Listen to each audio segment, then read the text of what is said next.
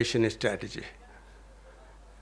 Now the resources and implementation in strategies got to be extremely context specific, and it has to be locally owned if you really want the whole process to be sustainable. That's my second observation when I analyze the whole effort, global effort to implement MDGs, and now an effort to migrate from MDGs to SDGs. And third, of course, is, and then I will go with the slides. The third, of course, is that even in the face of technological advances and enormous resources which you find in the Scandinavian country and in the north, health inequities do exist.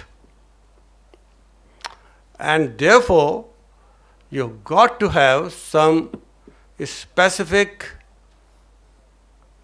approaches to deal with these health inequities, which should not only be justified on ethical grounds, but they should also be commensurate with epidemiological thinking, may not be commensurate with from the point of view of health economics, because they may not be as cost efficient as an economist or a health financing person would like to be. But then, as a group, as a professional, I think we need to really support those kinds of measures. So what I'm trying to say is that equitable approaches are not only ethically and epidemiological sound, but they have to be supported by a wide majority of planners.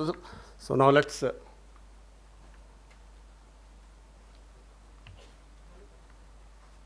is just, can you have the collar mic so I can come down? You have? You have a hand mic? Okay, give me the hand mic.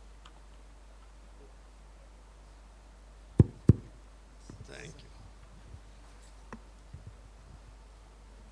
I think this I will skip. It started from 2000 UN Declaration, and then of course we have 15 years, some 13 years ahead to reach the goals of achieving SDGs. I think, again, you all know about it. The MDGs, they represent ambitious global moral and practical commitments, call for action on these 8 goals.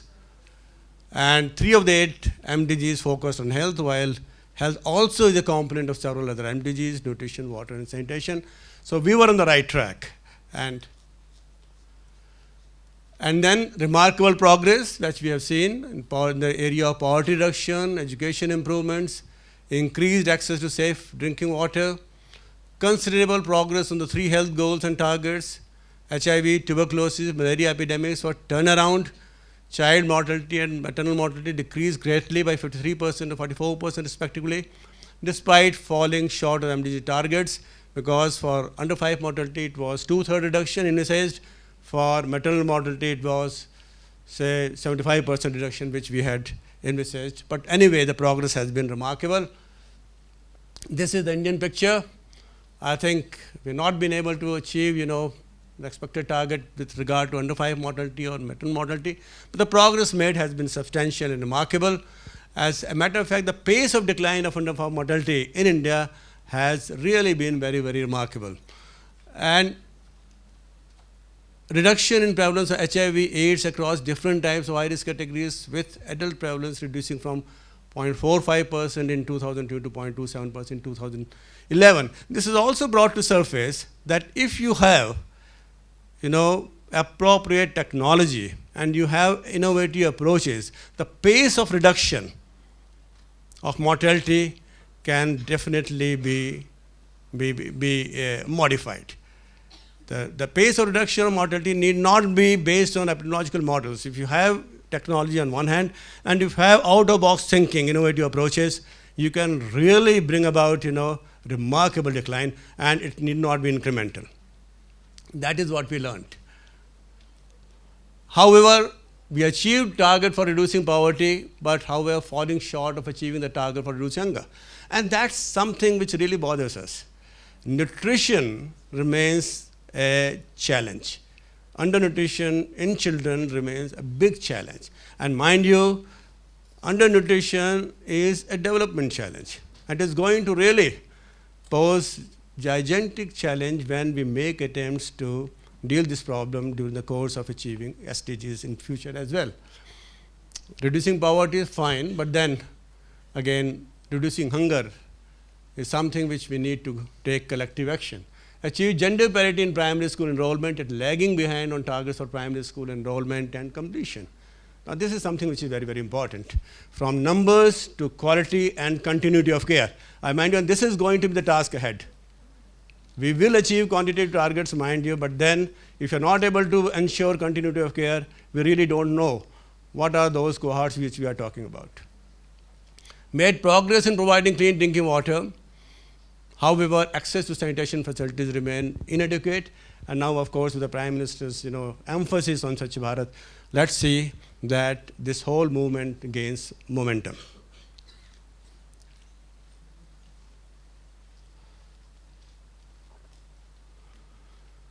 Positives, you all will agree with me, the adoption of simple, clear, time-bound framework that is compelling, easy to communicate and measurable. Therefore, we will get enormous funding to support MDG's effort. Major advocacy tool for ownership and commitment from the leaders. Intensity of focus enabled a scale of new interventions and innovation. Like, we had insecticide sprayed on long-lasting nets. We had combination of drug therapies. So all those things we could really see while carrying out our efforts to achieve MDGs. The emphasis on measuring results has also had a positive impact on country data system. So now, this also brings us to another very important topic. We always talk of vertical programs and we talk of comprehensive healthcare or horizontal programs. But let me tell you, both have got their merits. You have to have very strong pillars to really go horizontal. If your base is weak, I think your comprehensive programs, at the conceptual level, they stand very, very attractive. But if you don't have the nuts and bolts right, you will not be able to really achieve the objectives of comprehensive healthcare. So, these are the limitations. Verticalization of health and disease programs in the country, focus on health outcomes, offering major incentive to invest in more broad-based means. Dr. Reddy talked about health system strengthening approach, which was lacking in the efforts to pursue with MDG goals. Lack of attention to strengthening health system, I already. Then focus on aggregate targets rather than equity. And this problem we are also going to face when we really proceed to launch our efforts to achieve SDGs. How are you going to measure equity, both horizontal equity as well as your vertical equity? So that we have to be really very, very careful. And in the process, you need to really garner enormous amount of political support. You have to really create a societal momentum to launch or to extend out your services to those who need them most. Now, more attention, resources, and attainment of particular goals at the expense of others. We all understood, we all seen that while carrying out, MDG pursuits, the routine immunization coverage, they fell, they dropped significantly. So, still in the country, you have very poor, rate of, say, ORS and zinc utilization. So, those basics were affected, So, this is something which we need to capture. Economic benefits of good health and direct financial consequences of ill health were not sufficiently captured. Did not capture the importance of prevention, early detection, response to the growing threats of chronic diseases. Now we are facing this burden.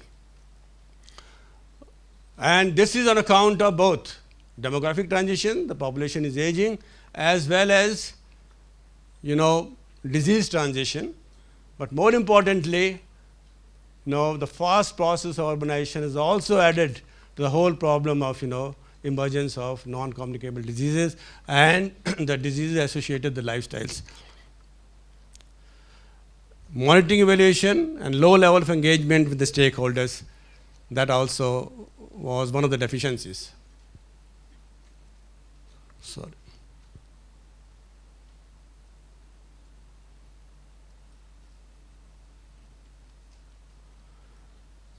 Now, migrating to SDGs, I think, you'll agree with me, the emphasis has to be from disease to health and well-being. And that is my fundamental, concern when we talk about universal health coverage. The one school of thought brings to surface that, well, when we have a good universal health coverage, people will not be afraid of falling sick. That's not a very good scenario. I think we should aspire for a scenario where under universal health coverage, people are incentivized and encouraged to remain healthy. That's important. That shift, that paradigm shift is required, that shift in thinking is required. All health targets given the MDGs are retained in the SDGs, and fresh level of achievements by 2030 have been given, that you will come to know. SDG recognizes ongoing rapid health and demographic transition. I've already discussed this point. SDG targets bring within its ambit the dimension of quality of care and healthcare financing with the equity focus, unlike MDGs. I mean, some real effort will have to go when we really make plans to achieve SDGs with equity focus. It's not an easy job. The road to, this is what the Secretary General on the post 2015 agenda report, the road to dignity, ending poverty, transforming all lives, protecting the planet, presents 6 elements on the SDGs which are people-centric, which are endowed with dignity, prosperity, planet, justice, and partnership. Now, I help frame and reinforce the universal integrated transformative nature of sustainable development goals agenda. Dignity, people to ensure healthy lives, knowledge, and the inclusion of women and children, prosperity, planet to protect our ecosystem. So it's very comprehensive sort of agenda before us, justice and partnership. Here I would also like to bring to surface yet another point. Now, we can provide extra resources to the public health system, but that is not going to solve the problem unless we also make an effort to restore the faith of common man in the public system. That's the problem. Now, if you go to any urban slum area, and we have been doing that when we were in the process of working out projects for National Urban Health Mission. You go to the area, slum area in Delhi, and you find, every third house having an MRI report. The moment you have a headache, they won't go to the doctor.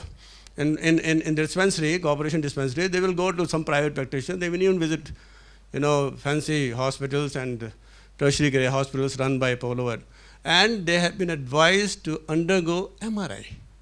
Now, any amount of working on USC is not going to really solve the problem. Any amount of philosophy on risk pooling is not going to address the system unless you have really made these people aware of the situation. I strongly believe that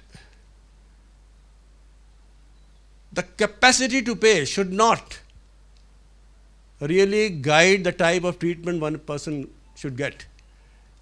The treatment should be offered based on the health need and the intensity of the severity of the disease as determined on textbook recommendation. Health is a public good. You just, if you have more money, you can't have thousands of vitamin tablets. I mean, you just can't. You can't be allowed to do that.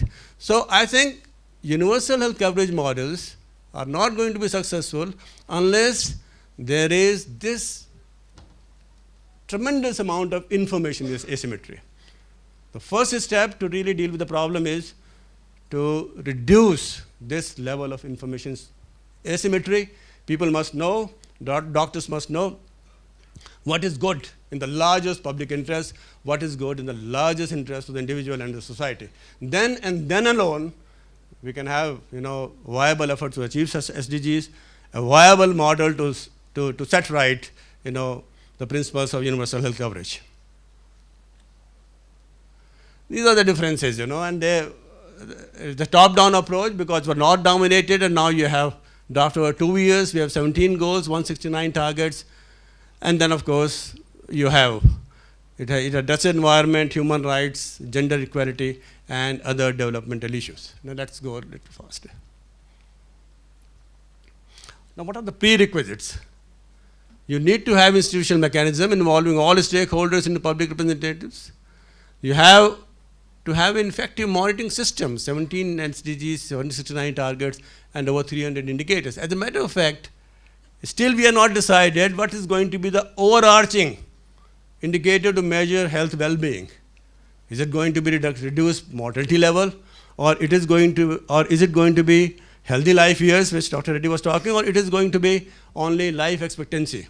What it is going to be, and how do you introduce the whole concept of equity? So WHO is still struggling to have some kind of an indicator which is reflective of health and well-being. So we are going to have tough tasks there. And addressing wider and social determinants of health will definitely require that other development sectors really strategically locate health concerns in their development policies. I think this, you already know the priority areas are poverty eradication, health, education, food security, 17 goals, 169 targets, one specific goal for health with 13 targets, many linkages and cross-cutting elements reflecting integrated approach that underpins SDGs. These are all available in the WHO, World Health 2015 report, and I recommend, and you must have gone through that report. It is again from MDGs to SDGs. It's available in the public domain. So those were the goals. They're available. I will leave this transparency behind. The health goal is broad. Goal 2 of SDG also has indirect influence on health. Universal health coverage is an underpinning goal. I mean, the literature says so. One of the 13 health targets of Goal 3 provides an overall framework for the implementation of a broad and ambitious health agenda in all countries. Now, these are the specific, I just try to deal with, especially with the view to bringing about a strategic shift to achieve some kind of success.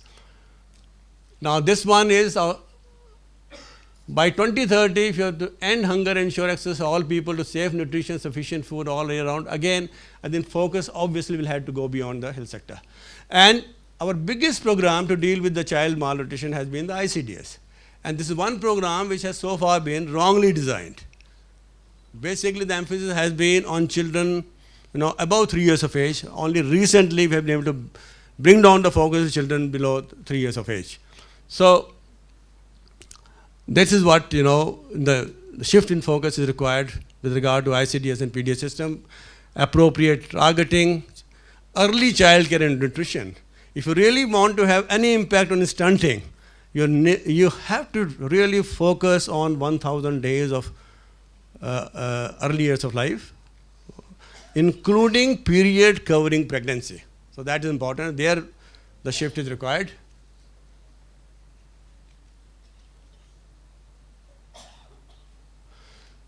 With regard to maternal mortality reduction, I think we have achieved tremendous progress, but there are a couple of questions remain. Because of JSY, which has been a conditional cash transfer scheme, institution deliveries have gone up. You have MCTS system, which also requires, which really provides you with some kind of idea of ensuring continuity of care. Now, what is happening in the hospitals, and you must have also noticed, we have a institution delivery coverage going up, but you hardly find families willing to allow recently delivered mother to stay in the hospital for more than 48 hours. Now, how are you going to deal with the situation?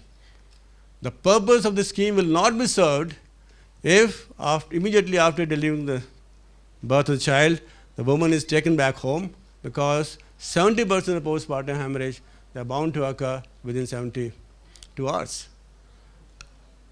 So the conditional cash transfer scheme has really changed the behavior as far as delivering in the institution is concerned. But then the critical part of postnatal care is still lacking. So I think when we want to achieve that MMR, besides, ensuring institution delivery, referral linkage, we also need now to address the whole issue of postnatal care, to address the issue of home-based care, because the child, after all, Now, any attempt to further reduce infant mortality will have to be based on efforts to reduce neonatal mortality. And that cannot be done by improving, SNCUs or by improving your facility-based interventions. After all, the children, after delivering the child in the hospital, after 3 days, she will be sent back home. And the child from 3 days onward will remain with the mother.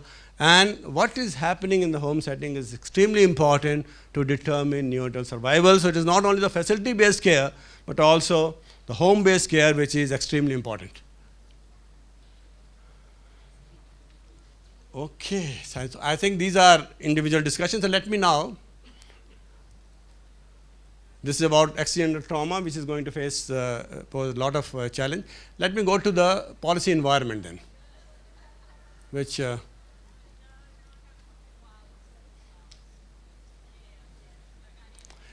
this I have already talked about. This is also, let me deal with some of these policy environment. Now, the national health policy really is very much aligned to the SDG goals. Its policy says that attainment of the highest possible level of health and well-being for all at all ages through a preventive and promotive healthcare orientation in all development policies and universal access to good quality healthcare services without anyone having to face financial hardship. Very much aligned to the concept of universal health coverage, very much aligned to provide an enabling environment to pursue sustainable development goal.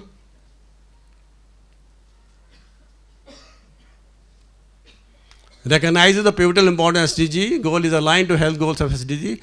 Fiscal space is widened because of India's economic growth. It is going to be third, economic power in terms of purchasing power parity. But the key objectives is to progressively achieve universal coverage by, and then we have defined also, assuring availability of free comprehensive primary healthcare services. As a matter of fact, the policy recommends that 2/3 of the health expenditure should be for primary healthcare. Then ensuring improved access and affordability of quality secondary and tertiary care services, achieving a significant reduction of out-of-pocket expenditure due to healthcare cost. And the policy has also given specific targets on reducing catastrophic health expenditure. And the way the policy is proposed to achieve this particular state of affairs is by free drugs and diagnostic, by providing a single payer system to provide health protection, and third, of course, is to some degree by strategic purchasing.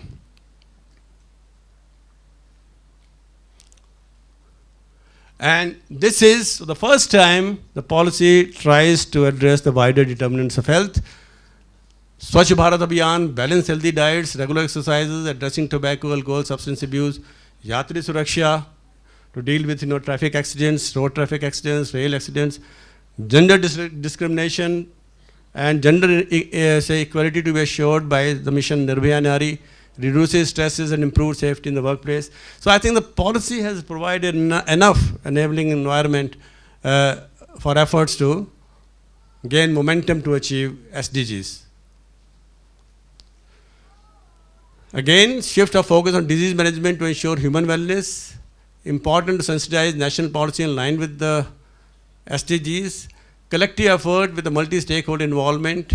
Monitoring with the states. I think there's a need to have state-specific targets, keeping in view the resources, keeping in view the local specific situations and the implementation strategies which are going to work. Financing and implementation, public finances, domestic resource mobilization, foreign aid are expected to continue to be central to supporting the implementation of SDGs. Not be adequate. Most of the investments will come from funds generated by countries themselves. Developing countries through tax revenues and private investment provide the vast bulk of resources for development.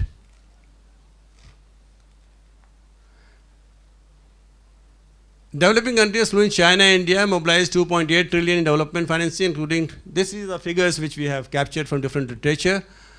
OECD countries, 34 of the world's most advanced economies, gave 135 billion to aid developing countries in 2014. Potential sources, resource generated from the private sector, including remittances, crackdown on illicit financial flows and corruption. I mean, this is, I think it's high time we start talking about corruption. High time we're talking about tax evasion. High time we start talking about, governance, how you improve the tax to GDP ratio. This is We have kept all these issues, somehow, we never took these issues up front. But now the time has come to really deal with them directly. Resolving tax fraud is seen as crucial to closing the funding gap, and this is fine. And health services will get their share of investment in infrastructure, where literate population can be expected to optimally utilize services. India can utilize the broader and more holistic intervention, which says that SDG, to substantially improve health and nutrition state of the population. We can do it because there is something called capability probability ratio when we are doing some kind of exercise to answer the question why child malnutrition is so high in our country. One of the most unfortunate country to have 75 million children suffering from malnutrition. And then if you look at the resources, then it was projected that India should have only 1/3 level of child malnutrition, which we have. So this is what is called capability probability ratio, and we have capabilities to deal with the situation. Conclusion, global level good, but these were substantial differences between regions and nations in the achievement. So disaggregate data analysis, setting broad global goals, the MDGs inadvertently encourage nations to measure progress through national averages, shifting focus away from those greatest in need. And this is a lesson, which is the issue that emerges from the lessons learned from MDGs need to be identified and addressed in SDGs implementation. The action plan to achieve SDGs needs to be sustainable. So that's, sorry for little longish talk, but I think the whole concept of migrating from MDGs to SDGs really is very thought-provoking and needs discussion. Thank you so much. Sure, please. We can have the questions. We will be reserving the questions for the later part, please, ma'am. Sorry for disappointing you, but to maintain discipline in the flow of our session. We have here with us, thank you so much, sir, for waxing eloquently between the last 15 years to the next 15 years, the way we need to move forward from MDGs to SDGs. May I request Dr. Vidya Yaradekar, our Principal Director, to please felicitate Mr. Satish Kumar for his presence out here and sharing his invaluable time with us.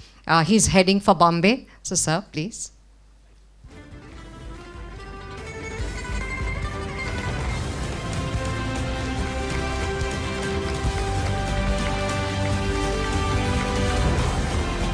Thank you, ma'am, and thank you, sir.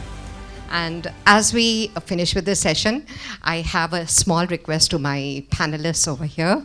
We have till 12:15, and if you could judiciously use this time, I would request you, because you are too tall for me to send a paper or chit on the, I'm too embarrassed to do that.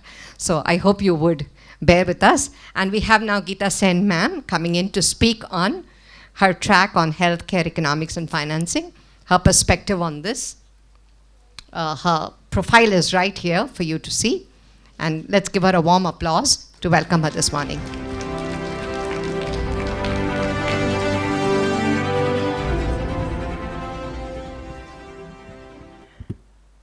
Good morning, everyone. I'm going to try and cut 5 minutes from my 20. Let me see if I can do it. Let me start off by thanking Symbiosis for inviting me to this very interesting conference. And also to say, as you can see, I'm a Punekar. I was born here, partly because my mother couldn't go back to the village to have me because the Razakar movement. Many of you are probably too young in the audience to even know what the Razakar movement was, but this was at the time of the annexation of the liberation of Hyderabad. Anyway, so as a result of which I was born in a little clinic at the top of, in Rastaspet, at the top of I think 3 floors, my mother said. How she managed to climb that in the condition she was in, I have no idea. All she told me was that I came out like that, probably because of the climbing of 3 flights of stairs. In any case, I was born here, I went to school here, I went to Ferguson College here, and I have to say, that was a different Pune, of course. It was a Pune in school, we used to say the population of Pune was 6 lakhs. But it was certainly a Pune of very empowered girls and women, the sight of middle-aged women wearing 9-yard saris, riding bicycles, could be seen in no other city in the country at that time, except Pune. Now, let me try and directly get on to and see if I can shrink what I wanted to say. What I really wanted to cover, given the very extensive discussion that both Dr. Reddy and Dr. Satish Kumar have given us, to look at the connection between the issues of health financing and 3 conceptual areas which are very important but they're a bit of a mixed bag in the field of economics. And let me say very quickly what these are. The first is to look a little bit more deeply into the question of inequality. What is the connection between inequality and health and the health system? I mean, we know its consequences in a sense that we know that there's lots of people who don't get health services. We know that others get very high cost health services.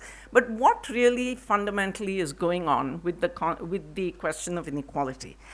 The second is a set of concepts that I owe to someone I consider to be one of the greatest economists of the 20th and early 21st centuries, Albert Hirschman, who in 1970, and I would recommend this book to the youngsters in the audience, maybe the oldsters as well, wrote a book called Exit, Voice, and Loyalty.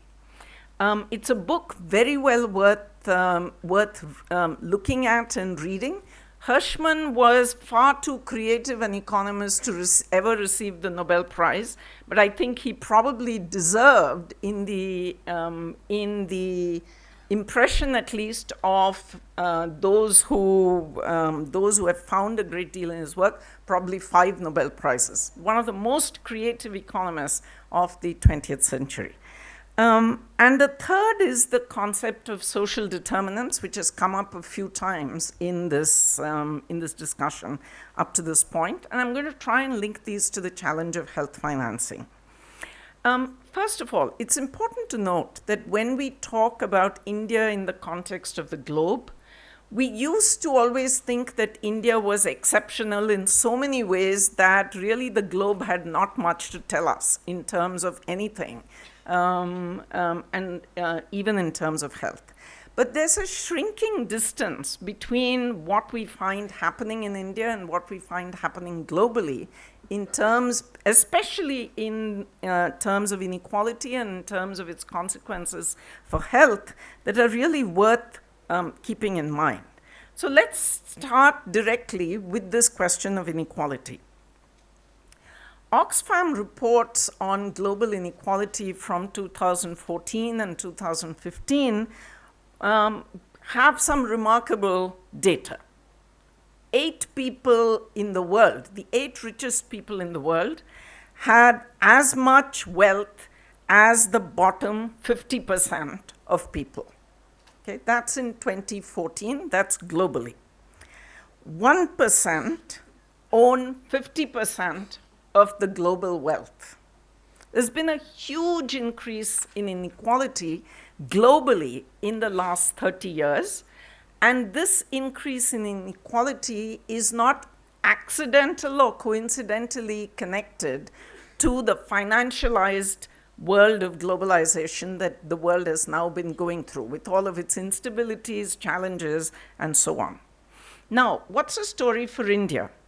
A Credit Suisse report of January 2017 pointed out that the top 1% in India own 58% of the wealth of the country. In China, that number is 44%. In Indonesia, it was 49%. South Africa, 42%. Brazil, which we used to say is one of the most unequal countries in the world, only 48%. The only country that seems to be significantly higher than us is, as the Live Mint called it, the kleptocratic former Soviet Union, which comes at the top with 75%. Now, 58% for India in 2016, as compared to 2 years earlier, 49%, and 16 years earlier, in 2000, the top 1% had only 37%. So a 20 percentage point, 21 percentage point increase in what 1% of our population has by way of the country's wealth. And this goes on the other side, you have the bottom 50% that have 2.1% of the country's wealth.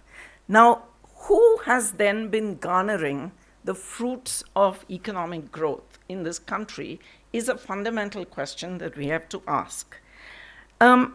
What's the impact of this kind of rise in inequality on the availability of health resources? One has to question. Now, Hirschman, in his book, Exit, Voice, and Loyalty, said many interesting things, but one of the things that he pointed to was the fact that when you have systems that generate huge inequality, it usually goes hand in hand with starvation of public systems and expenditure and financing for public systems. So an increase in inequality is almost directly connected to a reduced availability of resources for public systems. And why is that? That's because when your public systems are starved and not functioning, those who can afford to, certainly the top 1%, but even the top 50%, opt out of the system. That's Hirschman's exit. They exit the system. They don't want to have anything more to do with the public system. In our context, we know that well. Even the bottom has been exiting the public system in a variety of ways. The second aspect of Hirschman that's extremely important is that one of the things that happens when this happens is the phenomenon of voice. People start reacting, responding, protesting, asking for change, and all kinds of things. But not all voice is benign. Some voice, when it comes from those whose aspirations are frustrated, those who fear, or those who have experienced loss, as is currently what we are observing if we look at the challenges to the health system in the United States. When that happens, it's very easy to channel that voice into negative activities, negative directions. Hatred, fear, separations, all of those become very fundamental. And you can see this in the context of the fight over Obamacare and the coming in of a new health act in the United States. It's an absolute disaster in terms of the ripping apart of the social fabric, so that exactly what Professor Reddy said in the beginning, those who have must be willing to pay for the have-nots. Those who are healthy must be willing to pay for the unhealthy. All of that is what they're refusing to do in the United States. They're saying, we won't do it. If you want to take care of people with pre-existing health conditions, create a high-risk pool. Never mind that we know that high-risk pools are an absolute disaster in the provision of services for health. They just don't work. The third question is this question of loyalty. Those who remain with the system, they don't exist, they don't protest, and they don't get diverted into negative directions. Those who stay loyal to the system are extremely important for the system's functioning. But the question is, the challenge is, how many do you have in which group at any point in time? And this, of course, is a shifting matter of the political economy of systems, and it's a very important one for us to reflect and think about. Now, let me then move from this to talk about the financing gap at the global level. Dr. Satish Kumar talked about quite laudatorily about the SDGs, and I myself spent quite a bit of time in terms of work on the SDGs over the last 2 or 3 years. But what he didn't speak about is that there's an unfulfilled financing issue around the SDGs at the global level. He just put one line saying there is a $2.3 trillion gap in the financing for SDGs. The SDGs simply don't have anywhere like the money that is needed behind them, nor are they likely to.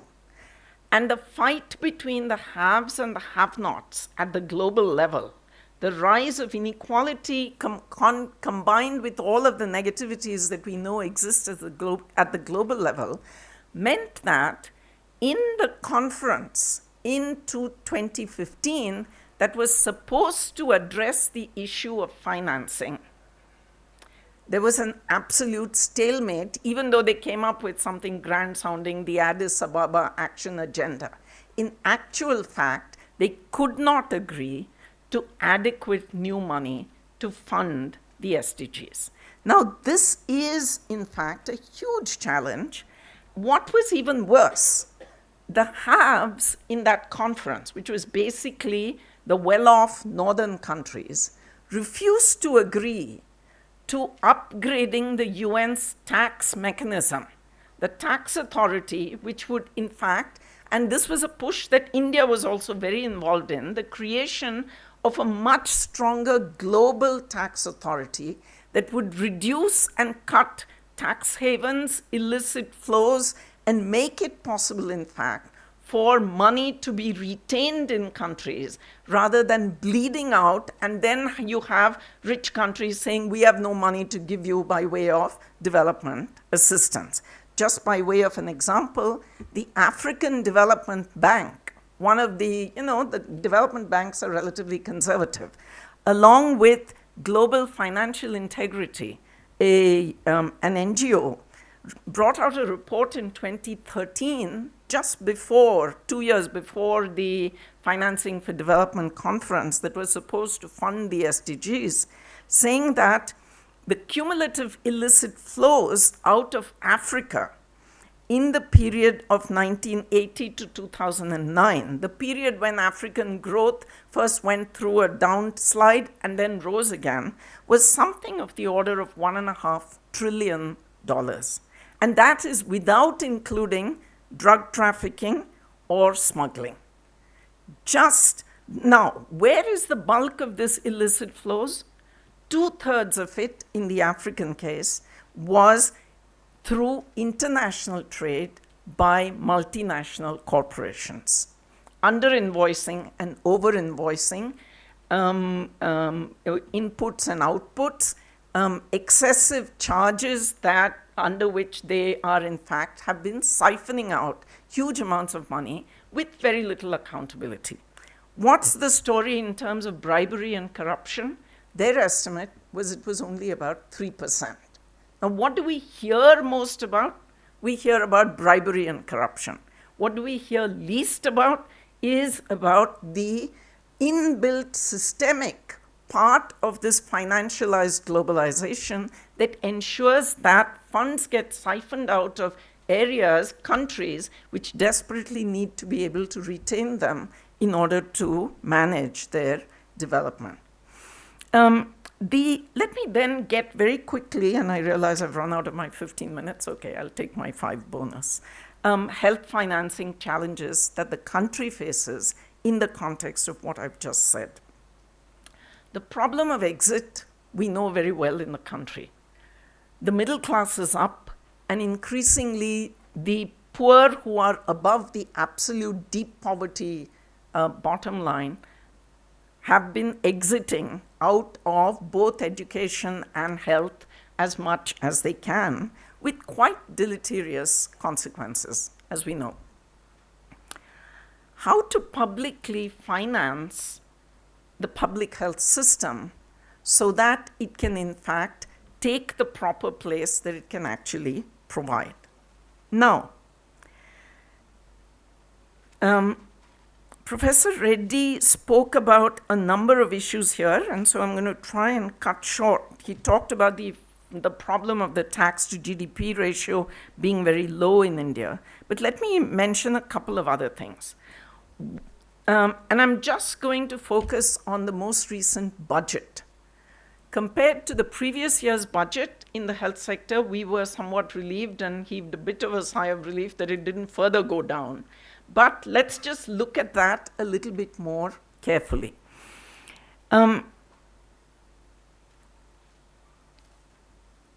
If we look at social sector expenditures, now these are of course all budget estimates, so we don't know what the final numbers, we won't know what the final numbers are going to be till the end, and they're not entirely comparable with the revised estimates for previous years. This is a standard fiscal issue.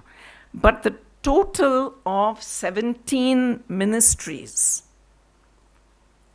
budget estimates for expenditure as a percent of GDP, these ministries include, these are